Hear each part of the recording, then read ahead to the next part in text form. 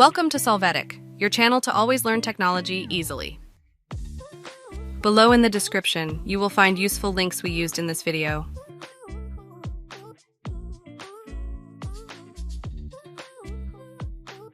Today in Solvetic, we will see how to change your Roblox avatar height.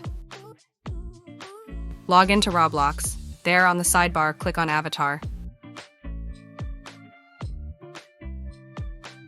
Now from the menu Head and Body, choose the option Scale. After that, use the slider bar of the option Height to set the desired percentage of your avatar in Roblox.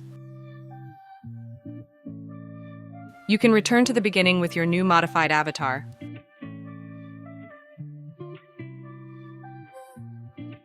Hey, remember to subscribe Solvetic channel.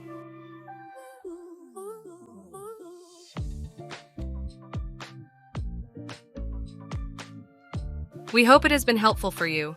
Here are links to watch more videos of your interest and subscribe to the Solvetic channel. Thank you.